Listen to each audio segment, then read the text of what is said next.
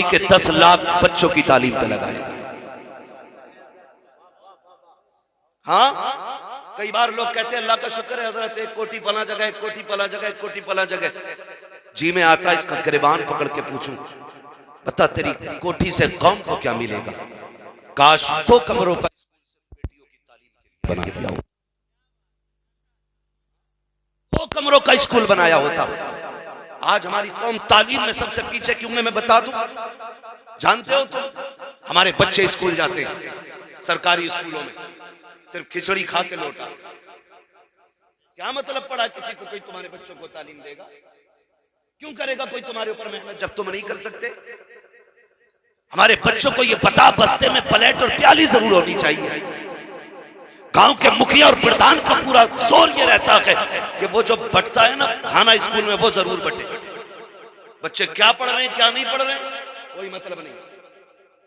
और हम high school के एग्जाम में रिश्वत दे के पास होते हैं। गलत नहीं कह रहा हूं।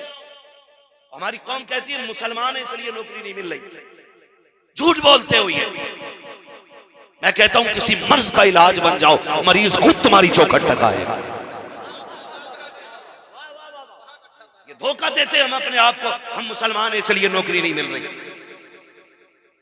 मीटर लेके चेक न करना अगर मैं नाम बोलूं किसी का, जाने मुसलमान के नाम पे ही गए वो अबुल कलाम आजाद कौन? बताइए भाई, ऐसे कितने नाम बता सकता हूं।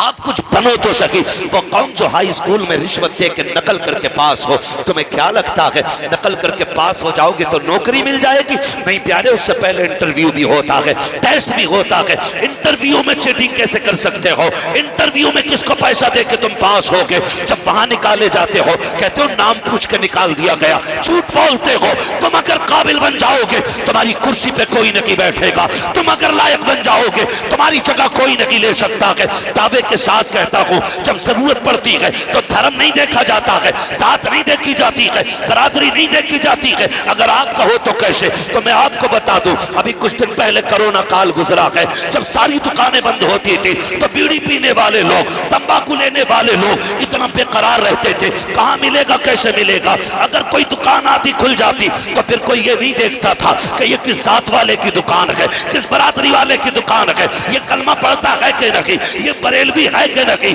ये सुन्नी है कि नहीं। और न वहाबी ये देखता था ये बरेलवी है कि वहाबी है। जिसकी जब जरूरत जहां से पूरी होती थी वहां दौड़ के जाता था, हाथ डाल के सामान लेके आता था। मैं कहना ये चाहता हूं, जब जरूरत पड़ती है तो फिर साथ नहीं देखी जाती है, बरादरी नहीं देखी जाती है। खुदा की कसम तालीम हासिल करो, जहां तुम्हारा हक होगा खुदा तुम्हें वही मनसब अता फरमाएगा। कब तक झूठ बोलोगे अपने आप से कि हमें नाम देख के हटा दिया गया? हो सकता है भाई 1-2% की बात नहीं करता, लेकिन काबिलियत अपनी जगह ले लेती है। काबिलियत अपनी जगह ले लेती है। हमारी कौम के अक्सर डॉक्टर देखो कह रहे हैं मुसलमान है, हमारे छापे पड़ रहे मेडिकलों पे। छापे इसलिए नहीं कि मुसलमान है, छापा इसलिए पड़ रहा है क्योंकि तेरे कागजात मुकम्मल नहीं है। हम भी रोड पे चलते हैं, आप भी रोड पे चलते हैं, 10 बार हमारी कोई गाड़ी रोके, 50 बार रोके। जब कागज पूरे होंगे तो क्या करोगे? चाह के भी कुछ नहीं कर पाओगे। और अगर कागज पूरे नहीं है तो तुम कुछ भी, फिर कानूनी तौर पे आप जद में आओगे। ये सच्ची बात है, कानूनी तौर पे जद में आओगे। मुसलमानों के हॉस्पिटल क्यों बंद कराए जा रहे हैं? मेडिकलों में क्यों छापा पड़ता है? हमारे बच्चे 2 साल डॉक्टर के पास आला लगा के रहते हैं, 2 साल के बाद गले में आला डाला, हाथ में ब्लड प्रेशर वाली मशीन पकड़ी, निकल गया टहलता हुआ। लोगों ने कहा डॉक्टर आ गया है। तुम्हें क्या लगता है खाली सुई लगाने से बंदा डॉक्टर हो जाएगा, ब्लड प्रेशर चेक करने से बंदा डॉक्टर हो जाएगा? नहीं प्यारे, उसके लिए मेहनत करनी पड़ती है, इल्म हासिल करना पड़ता है, तब जाके काबिलियत की पैरी पे खड़े होते हो। मैं के साथ कहता हूं, आप काबिलियत हासिल करो, आप इल्म का मलका हासिल करो, फिर जाके मेडिकल खोल के बैठ जाओ, हॉस्पिटल खोल लो। अगर कागज पूरे होंगे, किसी की मां ने दूध नहीं पिलाया कि जो ताला डाल के चला। हम पढ़ने लिखने के तो है नहीं, खाली टिप्पणी करने बैठ जाते हैं। पढ़ें और आगे बढ़े। ये जितने भी फालतू के तमाशे बंद किए, कव्वालों पे, नचनियों पे आद हो गई। बेटे की शादी है तो 1.5 लाख की आतिशबाजी कर देगा, लेकिन किसी गरीब को 150 रुपए देने तैयार नहीं होगा। दिल दुखता है यार। सिग्नल पे गाड़ी रुकती है, नकाब में आती है औरत, बच्चा गोद में होता, हाथ फैला देती साबिर भाई शीशे के आगे। सवाल ये नहीं है हाथ हमारे आगे फैलाया, ख्याल ये आता है काश उम्मत के अमीरों ने इंसाफ किया होता तो उम्मत के गरीब रोड पे नहीं आते। ये चीज जहन में आती है उस वक्त। ओ भाई, बस इतना कर, जो हमारे गलत कदम इन्हें रोक लो। ये अल्लाह वाले मज़ारों में लेटे हुए, खुदा की कसम अल्लाह ने ना ये हमारी हिफाजत के लिए असबाब मुहैया कर रखे, असबाब मुहैया कर रखे। सरकार गरीब नवाज अजमेर शरीफ ने पूरे हिंदुस्तान की हुकूमत संभाले।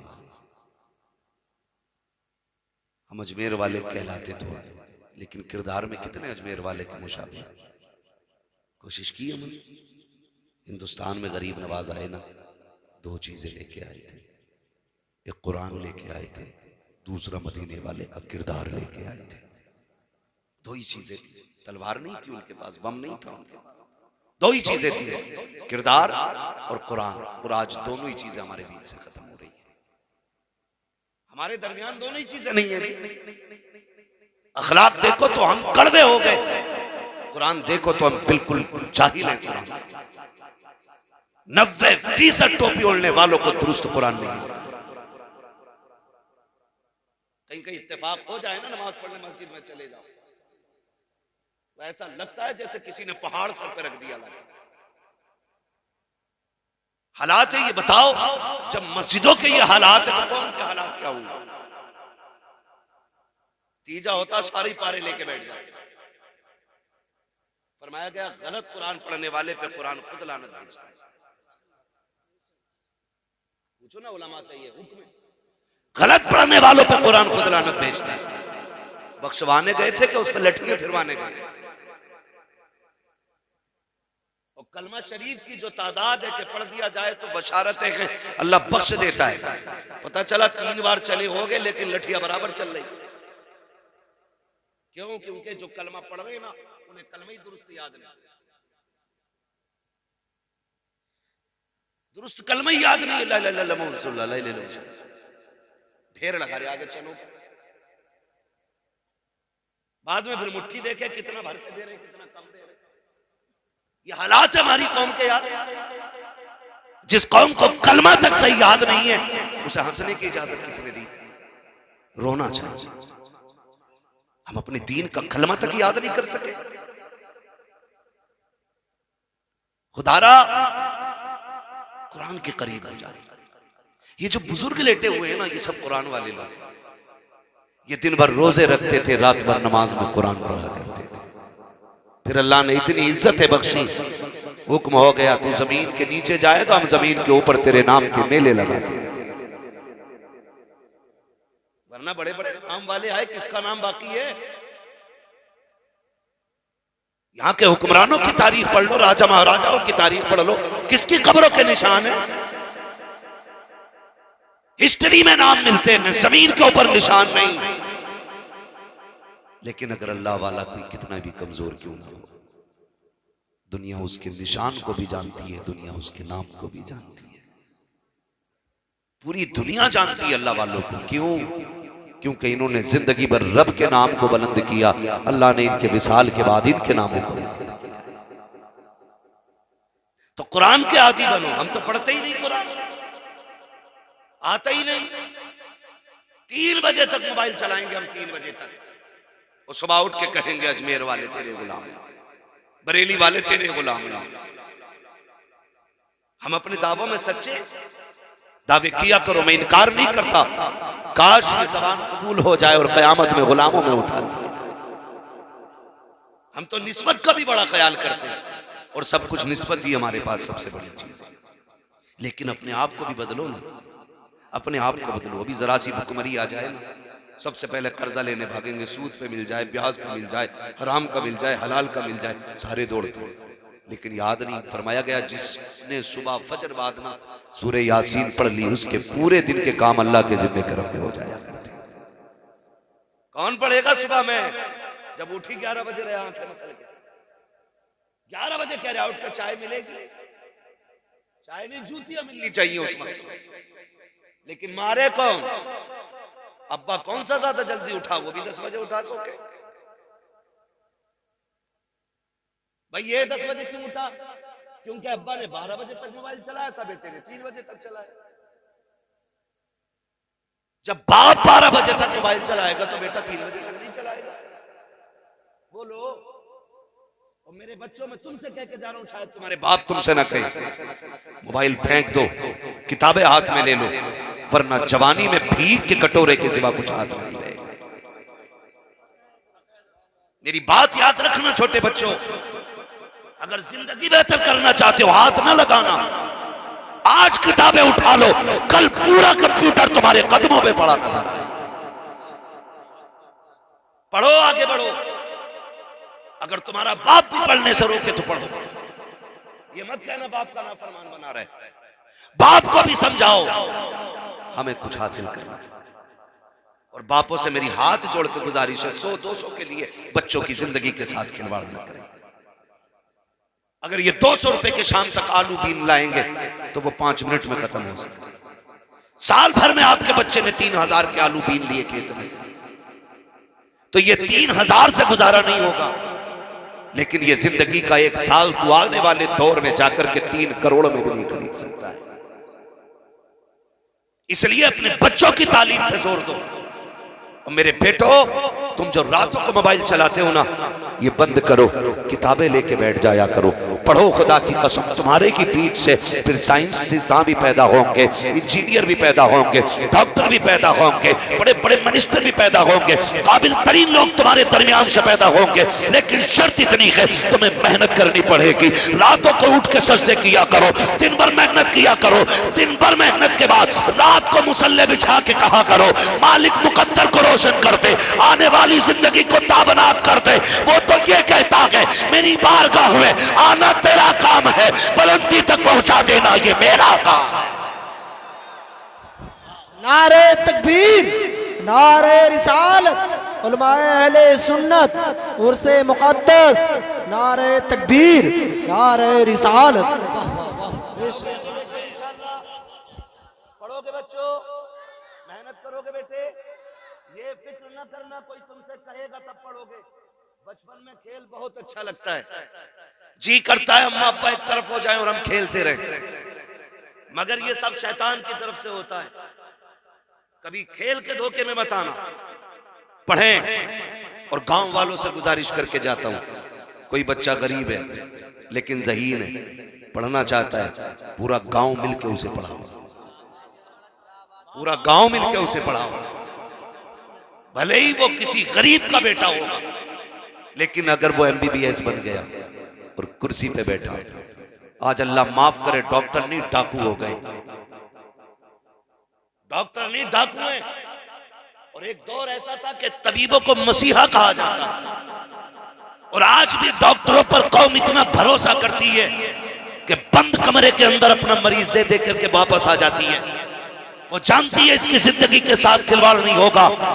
लेकिन तमाशे हम जानते हैं साहिब, हमें बेवकूफ न समझना, हम हुजूर के दीन के सिपाही हैं। जहां से तुम्हारी सोच खत्म होती है वहां से इल्म वालों की सोच शुरू हुआ करती है। या रसूल अल्लाह, जिंदाबाद, अल्लाह अकबर। हाँ, मैं कुछ बातें कह जाऊं, नाम नहीं लूंगा किसी हॉस्पिटल का। तबीब होना ये हमदर्दी की निशानी थी, डॉक्टर मसीहा कहा जाता था। लेकिन आज मैं डाकू कहता हूं, इल्ला माशाअल्लाह। कुछ लोगों को छोड़ देता हूं, ऐसे भी मेरी नजर में कुछ लोग हैं कि जो खुदा की कसम मुस्तफा के सच्चे उम्मती नजर आया करते हैं। डॉक्टर लेकिन हुजूर के सच्चे उम्मती नजर आते हैं। जानते हो गरीबों के पे सितम कितना होता है। ICU में बंदा भर्ती कर लिया, किसी को मिलने नहीं दिया जाए, पुटलिया भर के इधर से दवा आती है और उधर खत्म। जिंदा आदमी इतना पानी नहीं पी सकता जितना किलो के हिसाब से ये बीमार की दवाइयां चढ़ती है। समझ में आने वाली बात है ये। गरीब का पटला फाड़ दिया जाता है जब पर्चा बना के दिया जाता है। टाइम बन गए डॉक्टरों के, इस टाइम से इस टाइम तक बाकी नहीं। आओगे तो डबल फीस लेंगे। तुम्हें तो तबीब बनना था, डॉक्टर बनना था, तुम्हें मरीज इसलिए दिया गया था। बाप से ज्यादा भरोसा तुम पे किया गया, माँ से ज्यादा भरोसा तुम पे किया गया।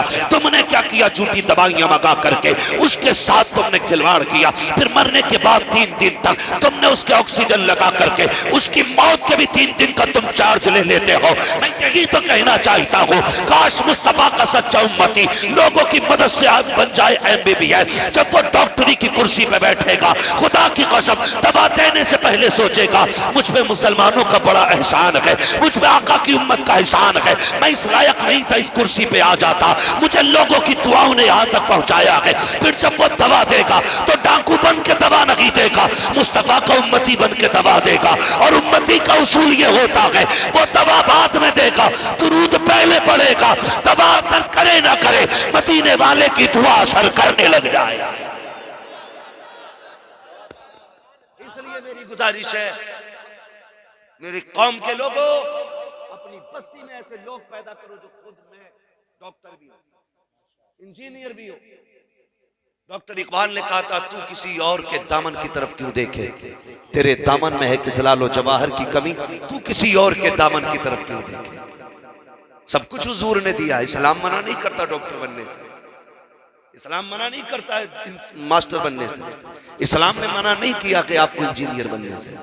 बनिए, मगर इस्लाम की हदों में रह के बनिए। इस्लाम किसी को सताने की इजाजत नहीं देता, इस्लाम किसी पे जुल्म की इजाजत नहीं देता, इस्लाम किसी को धोखे की इजाजत नहीं देता।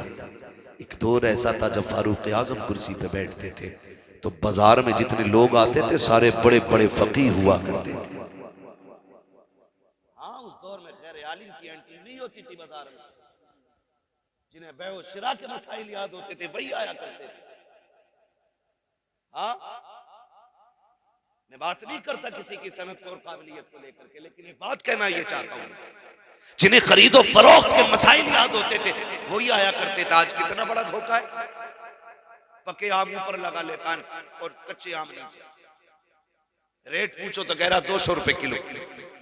चलते भाई 1 किलो दे दे, एक ऊपर से उठाएगा 3 नीचे से निकाल के नीचे डाल दे, काली थैली में भर रहा है। ये दिन में आंखें फोड़ी जा रही है, दिन में आंखें फोड़ी जा रही है। भाई जो नीचे है वही ऊपर रख, जो ऊपर है वही नीचे रख। धोखा दे के इस्लाम हमारा किसी को आगे बढ़ने की इजाजत नहीं देता। उसूल है इस्लाम के अपने। सच तो यह कह के इस्लाम को लोगों ने समझा नहीं, जिन्होंने समझ लिया उन्होंने कहा है ला इलाहा इल्लल्लाह मुहम्मदुर रसूल सल्लल्लाहु अलैहि वसल्लम। जो समझ गए वो दामन में आगे, ये सच्ची बात है। जो समझ गए वो आगे दामन में। लेकिन आज अल्लाह माफ करे, कम कोई नहीं है, सब लंबी लंबी छुरी लेके बैठे। इतनी लाइट लगा लेता दुकान में आके फोड़ने के लिए है।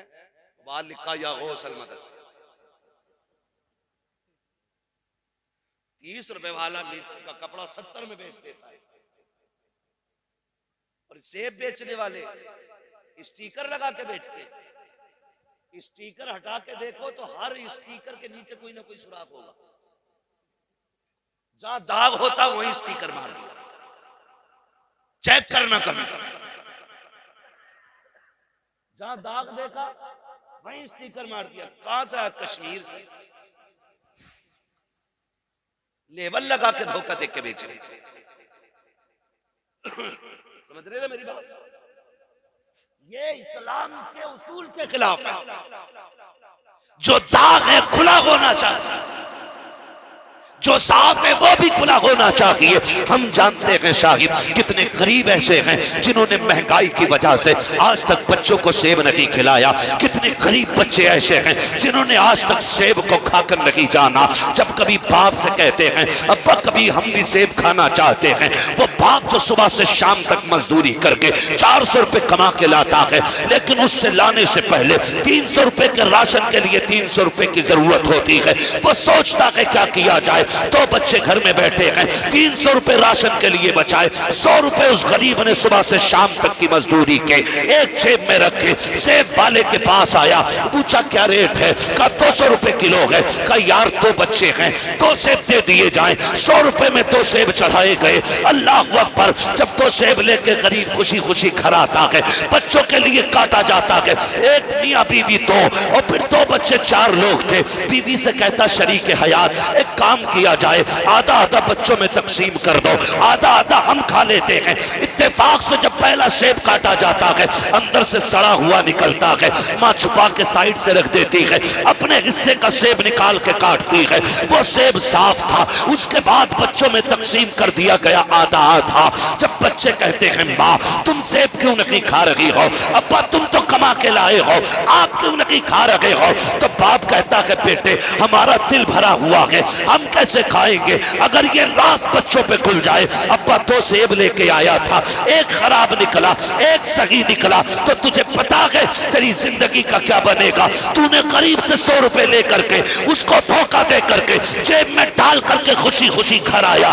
मैं 50 रुपए का धोखा दे आया हूँ, 50 रुपए के सेब में मैं 2 सड़े सेब 100 में दे के आया हूँ। और तुम्हें खुदा का वास्ता तुम्हें क्या लगता है ये 200 रुपए या 100 रुपए तेरी नस्लों को आगे बढ़ाएंगे। जैसी कला सेब देख करके गरीब की आय निकलेगी, अल्लाह उस आय के बदले में तेरी नस्लों का बेड़ा गर्क कर डाले। हाँ, धोखा दे करके लोगों की आय से बचा करो। किसी को सदा के बिल्डिंग बना के हाजा मिन फजली रब्बी लिख के तेरी बिल्डिंग जन्नत की नहीं हो जाएगी। छप्पर में रहे मगर हलाल के छप्पर में रहे। चटनी खा हराम की नहीं हलाल की खा। हराम के मुर्गे लेके डूब जाते हैं, हलाल की चटनियां बंदे को आसमान तक पहुंचा देती हैं। तो नीयत ही खराब है, कोई डर ही नहीं, बेदवादब है। जिसका मौका लग जा रहा वही काट दे रहा। अच्छा बेचने वाले नहीं, खरीदार भी कम नहीं है, कम खरीदार भी नहीं है। आके पूछेगा साबिर साहब क्या रेट दिया है, ये कहेंगे 50 को, महंगा है। अगले वाले पे जाकर पूछेगा तुमने क्या रेट दिया, बोले तुम बताओ क्या लोगे, बोले वो तो 45 को कह रहे हैं साबिर साहब,